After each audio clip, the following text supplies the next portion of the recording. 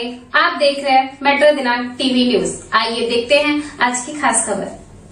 भाजपा उम्मीदवार एडवोकेट उज्जवल निकम के चुनाव प्रचार में तेजी। सांता क्रूज में आयोजित सभा में भारी संख्या में लोग हुए उपस्थित। मुंबई पूरे देश भर में जैसा कि लोकतंत्र का त्योहार कहा जाने वाला चुनाव का समय चल रहा है और सभी पार्टियां और उनके उम्मीदवार अपने चुनावी प्रचार में दिन रात जुटे हैं, उसी प्रकार महाराष्ट्र के उत्तर मध्य मुंबई जिला लोकसभा सीट से भाजपा, शिवसेना, आरपीआई, राकपा महायुति ने एक दिन पहले अपने उम्मीदवार का चयन किया और दूसरे दिन ही उम्मीदवार को जनता द्वारा समर्थन मिलने लगा।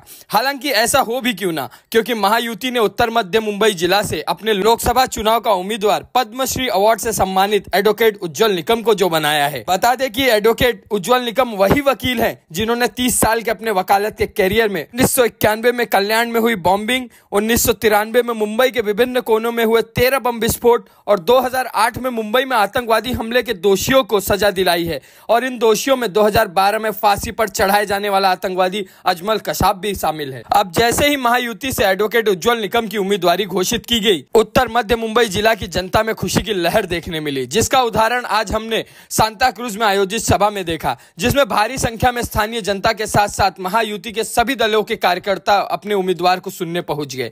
बता दें कि इस कार्यक्रम में एडवोकेट उज्जवल निकम के साथ साथ मंच पर मुंबई भाजपा अध्यक्ष एडवोकेट आशीष शेलार, आमदार पराग अलवानी, आमदार मंगेश कुडालकर, भाजपा जिला अध्यक्ष सुषम सावंत, मुंबई भाजपा उपाध्यक्ष अमरजीत सिंह, मनसे नेता संजय चित्रे, एनसीपी के जिला अध्यक्ष अरशद अमीर, भाजपा कालीना विधानसभा अध्यक्ष चंद्रकांत मोरे उपस्थित थे। इस कार्यक्रम में उपस्थित लोगों ने अपने लोकप्रिय उम्मीदवार एडवोकेट उज्जवल निकम को जोरदार नारों से स्वागत करके अपने क्षेत्र के लिए उनकी नीतियों को सुना। मेट्रो दिनांक टीवी न्यूज से बात करते हुए सभा में उपस्थित भाजपा के माइनॉरिटी मोर्चा के मुंबई उपाध्यक्ष जूलियस जॉन ने बताया कि जब से हमारे पंतप्रधान नरेंद्र मोदी, गृह मंत्री अमित शाह, राष्ट्रीय अध्यक्ष जेपी नड्डा ने हमारे क्षेत्र से एडवोकेट उज्जवल निकम को लोकसभा उम्मीदवार घोषित किया है, तब से सिर्फ सभी कार्यकर्ताओं में ही नहीं, स्थानीय जनता में भी खुशी की लहर है। एडवोकेट उज्जवल निकम हमारे मुंबई या महाराष्ट्र राज्य के ही नहीं बल्कि पूरे देश को आतंकवाद से दहलाकर क्षति पहुंचाने वाले आतंकवादियों को सजा दिलाकर पूरे देश की जनता को अपनी वकालत से न्याय दिलाते आए हैं। और हमें विश्वास है कि एडवोकेट उज्जवल निकम के नेतृत्व में आने वाले समय में हमारा क्षेत्र और भी प्रगति करेगा। मेट्रो दिनांक टीवी न्यूज से बात करते हुए भाजपा के उत्तर भारतीय मोर्चा के जिला अध्यक्ष अनिल उपाध्याय ने बताया कि हम पहले इस क्षेत्र के रहवासी हैं और एडवोकेट उज्जवल निकम के हमारे क्षेत्र से चुनकर आते ही हमें विश्वास है कि हमारा क्षेत्र कानून व्यवस्था के साथ साथ हर पटल पर विकास के पथ पर अग्रसर होगा। और जैसे ही एडवोकेट उज्जवल निकम जैसे जमीन से जुड़े समाज सेवी होनहार वकील को लोकसभा उम्मीदवार बनाकर हमारी पार्टी ने फिर दिखा दिया है कि हमारी पार्टी आम जनता की पार्टी है। आइए देखते हैं मेट्रो दिनांक टीवी न्यूज पर यह कार्यक्रम पर पत्रकार विजय सिंह की है रिपोर्ट। नमस्कार, आप देख रहे हैं मेट्रो दिनांक टीवी न्यूज़। इस वक्त मैं आप पहुंचा हूं कलीना विधानसभा में। कलीना में मौजूद हूं, हम आपको दिखाने का प्रयास करेंगे। यहां पर काफ़ी अच्छा शानदार कार्यक्रम रखा गया है। भारतीय जनता पार्टी प्रमाणे निलेश पाटलाचे लोकप्रिय आमदार अवनी साहेब, संजयजी उपाध्याय, राष्ट्रवादीचे अध्यक्ष पदाधिकारी व मंचावरील इतर उपस्थित असलेले भाजपचे सर्व पदाधिकारी, आरपीआयचे कार्यकर्ते पदाधिकारी, शिवसेनेचे पदाधिकारी व कार्यकर्ते व उपस्थित बंधू भगिनी, खरं म्हणजे काल माझी महायुतीचा उमेदवार म्हणून उमेदवारी भाजपने जाहीर केली आणि आजचा खरा पहिला दिवस प्रचाराला सुरुवात करण्या अगोदर मगाशी सांगितल्याप्रमाणे माझ्या मनात जी श्रद्धास्थानं आहे त्यांना मी आवली साहेबांवर भेटी दिल्या। दुपारी रामदासजी आठवलेंना भेटलो। मला आश्चर्य वाटलं की अजून मी प्रचाराला सुरुवात केली नाही, परंतु काही व्यक्तींनी समाज माध्यमातून सोशल मीडियावरती माझ्यावरती टीका करायला सुरुवात केली। फौजदारी क्षेत्रात वकिली करत असल्याने अनेक गुन्हेगारांना फासापर्यंत पाठवलेला आहे। गुन्हेगारांच्या वतीने अनेक युक्तिवाद करण्यात आले होते। या अशा आरोपांना उत्तर देणं मला सहज शक्य होतं, पण मी दिलं नाही। कारण राजकारणात फक्त एकाने टीका केली म्हणून दुसऱ्याने टीका करायची हा माझा उद्योग नाही। मला सकारात्मक कामं करायची आहे।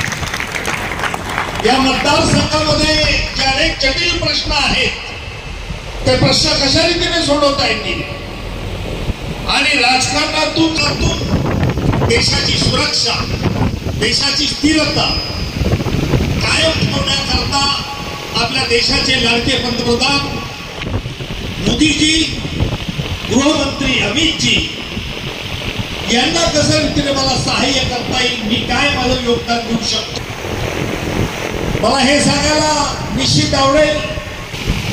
हे वयाने जरी माझ्यापेक्षा लहान असले तरी राजकारणाचा त्यांचा अनुभव मोठा आहे आणि म्हणून मागाशी मी बोलताना त्यांना विनंती केली. मी बोलताना राजकीय भाषण कधी केली नाही, त्याच्यामुळे काही चुकलं, बोलताना पायरी घसरली तर कृपया तुम्ही राजकीय अनुभवाचा, वडीलकीच्या अनुभवातून मला मार्गदर्शन केलं तर मी ती केव्हाही मुक्तपणाने स्वागत करेन. चुका होणं ही गोष्ट मी आपल्या विभागाचे अध्यक्ष, भाजपचे अध्यक्ष सावंतजींना देखील सांगितलं.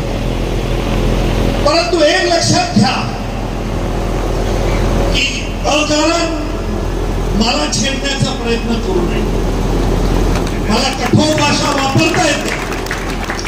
न्यायालयात तुम्हाला माझा युक्तिवाद ऐकण्याचा कधी प्रसंग आला नसते, परंतु ज्यांनी युक्तिवाद ऐकला आहे त्यांना देखील मी माहिती आहे की उज्ज्वल निकम ही चीज काय. म्हणून आज या देशामध्ये आपले पंतप्रधान नेहमी म्हणतात मी सेवक आहे, मी प्रधान सेवक आहे.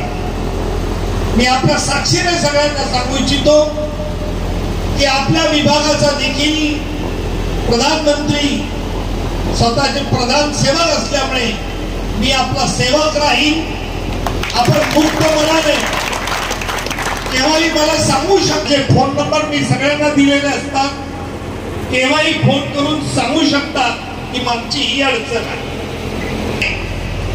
आपल्याला समाज जीवन जर सुधारायचं असेल, राजकारण वाईट आहे असे सांगणारे महाभागही मला काही भेटले, परंतु त्या सगळ्या महाभागाला मी हे सांगू इच्छितो की राजकारणातून देखील चांगली कामं करता येतात, जनतेच्या उपयोगी धावू शकतात, लोकांना मदत करू शकतात आणि त्याचे मानसिक स्वास्थ्य मिळतं हे कल्पनेच्या बाहेर असतं. हीच भावना घेऊन मी आज राजकारणात. भारतीय जनता पक्ष की ज्याची मनाची श्रीमंती ही मोठी आहे, या पक्षामध्ये आज या महायुतीमध्ये अनेक लोक आहेत. रामदासजी आठवले, डॉक्टर बाबासाहेब आंबेडकर यांनी शिक्षणाला महत्व दिलं आणि त्याकरता त्यांनी पीपल्स एज्युकेशन सोसायटी स्थापन केली. बाबासाहेबांनी जी घटना बनवली होती की या घटनेमध्ये पीपल एज्युकेशन सोसायटीमध्ये कोण मेंबर्स असावे, 7 दलित असतील, 4 इतर याच्यामध्ये असतील, ओपन कॅटेगरी. हे करण्याचा उद्देश बाबासाहेबांचा काय महान होता की जातीतला सलोखा टिकला पाहिजे, धार्मिक वाद होऊ नये, याकरता देखील बाबासाहेबांचा कटाक्ष होता. रामदासजी आठवले यांनी मला काही महिन्यापूर्वी त्या पीपल एज्युकेशन सोसायटीमध्ये आपण येणार का, आपण ट्रस्टी म्हणून या अशी विनंती केली की त्याला होकार दिला. कारण आम्हाला ज्या उद्देशाने बाबासाहेबांनी शिक्षण संस्था स्थापन करण्यात केली त्याचा उद्देश हा आपल्याला सफल करायचा आहे, समाजामध्ये सगळ्या घटकांना घेऊन चालायचं आहे. परंतु काही लोक विषारी प्रचार करतात. घटना बदलली जाणार आहे, ही घटना कधीही कोणीही बदलणार नाही याची खात्री मी तुम्हाला देतो. परंतु काही वेळेला बोगस प्रचार केला जातो की अब की बार 400 पार असं म्हटल्यानंतर घटना बदलण्यासाठी आहे असा देखील भीतीचा बाबुलबुवा निर्माण केला. लक्षात घ्या की मी पाकिस्तानमध्ये गेलो होतो, इस्लामाबाद येथे होतो. कसाबला फाशी दिल्यानंतर भारत सरकारचं अधिकृत 4 जणांचं शिष्टमंडळ केलं होतं, त्यामध्ये मी आणि त्याच्यानंतर जगातील एक अलौकिक अशी आहे, तुमचे सर्वोच्च न्यायालयाचे न्यायनिवाडे आम्ही पाकिस्तानमध्ये देखील वापरतो, लक्षात घ्या. आणि त्याच अटॉर्नी जनरलने मला पुढे असं सांगितलं की या देशामध्ये तुमच्या देशातील सर्व धर्मभाव जोपासला जातो, ही मोठी आनंदाची गोष्ट आहे. माझ्या अंगावरती मुठभर मास चढलं. कारण असं आहे की एका शत्रू राष्ट्र देखील आपल्या देशामध्ये सर्व जातीचे सर्व धर्माचे लोक पुण्या कोविंदांनी राहतात, याचा आश्चर्य वाटतो. म्हणून माझ्या बंधू भगिनींनो, आपल्याला समाजामध्ये जे काही विषवृत्ती पेरण्याचा प्रयत्न करतात, हा जातीचा या धर्माचा तो भेद घालून टाकतात. आणि यामध्ये ही निवडणूक नुसती महत्वाची नाही तर अतिमहत्वाची आहे. कारण असं आहे की आपला देश आज एक महासत्तेकडे चाललेला आहे. जगामध्ये कोणत्याही राष्ट्राने 2 देशातील युद्ध थांबवलेलं नाही, परंतु भारत ही एक अशी महासत्ता झालेली आहे की या महासत्तेने रशिया व युक्रेन येथील युद्ध काही दिवसाकरता थांबवलं. थांबवण्याचा उद्देश या युद्धजन्य देशामध्ये जी आमची मुलं शिकत होती, फक्त भारताचीच मुलं नाही तर पाकिस्तानमध्ये देखील, बांगलादेशमध्ये देखील इथली मुलं देखील शिकत होती, त्यांना परत पाठवण्याचं अभिवचन आपल्या देशाचे पंतप्रधान मोदीजी यांनी केलं. असोसिएशनने पालन करून घेतलं. मोदीजींनी कधी हा भेदभाव मानला नाही, त्या कोणत्या धर्माचा आहे, कोणत्या जातीचा आहे, पण ती मुलं शिकतात आहेत परदेशामध्ये, त्यांच्या जीवाला युद्ध धोका निर्माण होऊ शकतो. आणि म्हणून कोणी काही बुद्धिभेद करण्याचा प्रयत्न आपला केला तर आपण या गोबेल्स प्रोपगंडापासून सावध असलं पाहिजे. एवढीच माझी तुम्हाला विनंती आहे. हे राजकीय भाषण नाही, हे मी हृदयापासून बोलतो. मी ज्या व्यक्तीला बघतो, या व्यक्तीला पाहतो, ती व्यक्ती कशा वृत्तीची, कशा प्रवृत्तीची आहे हे सहज ताडू शकतो.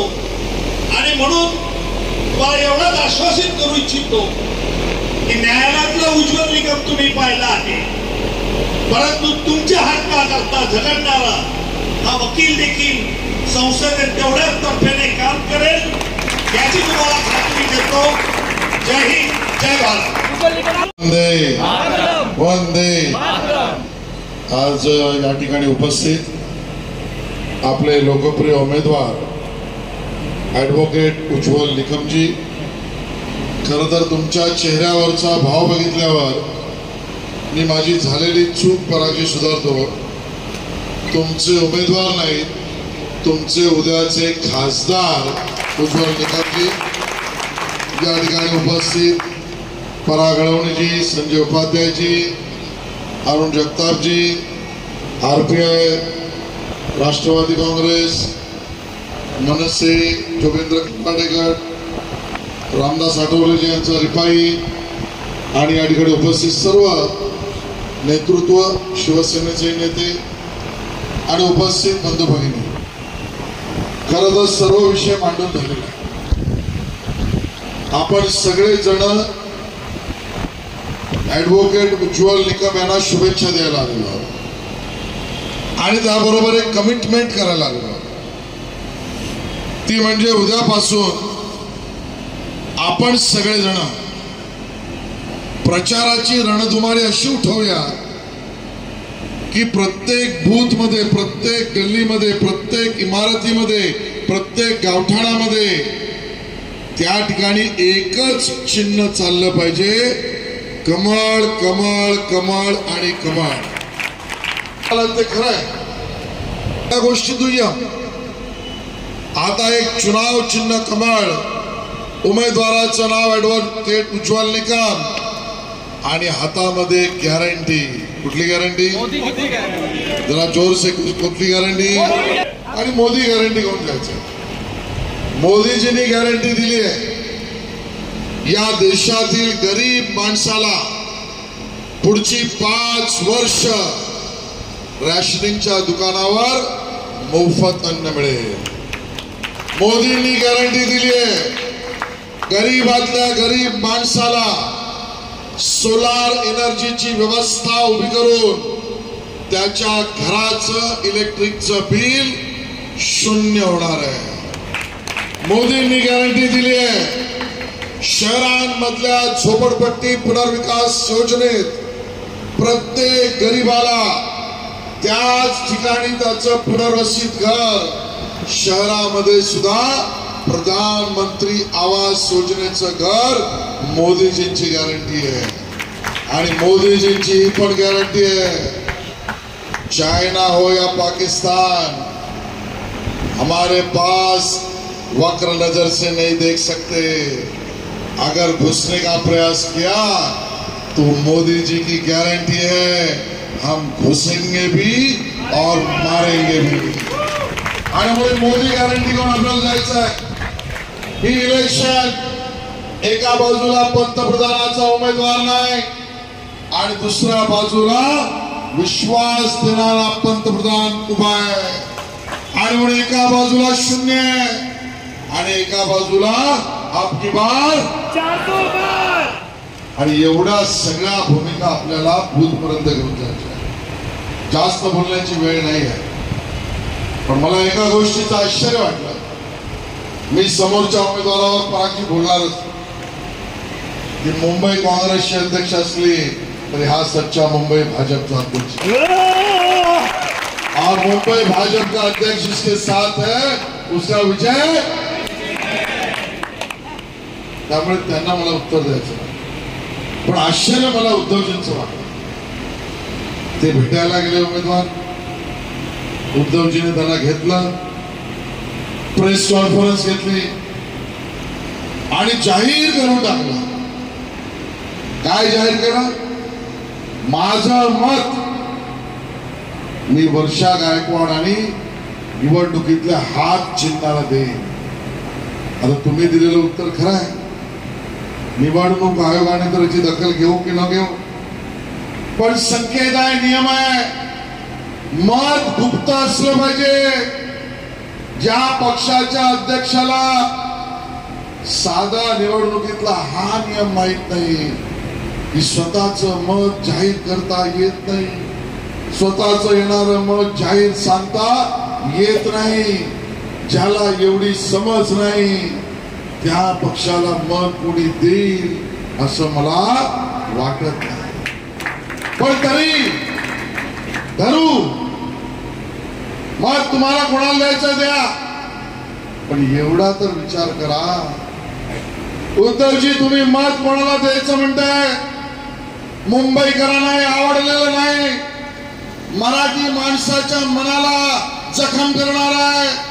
मुंबईवर प्रेम करणाऱ्या प्रत्येक मुंबईकराला तुमच्या उत्तराने मान खाली घालायला लागते. याचं कारण आहे तुम्ही मत अशा व्यक्तीला देताय की ज्यांच्या काळामध्ये, ज्या काँग्रेसच्या राजवटीमध्ये खऱ्या अर्थानं त्या डेव्हिड हेडली नामक आंतरराष्ट्रीय गुन्हेगाराने, आतंकवाद्याने त्यावेळेला शिवसेना भवन सुद्धा रेकी केलं होतं आणि उडवून टाकण्याची भूमिका बनवण्याचं कट कारस्थान करण्याचा त्याचा मनोदय होता.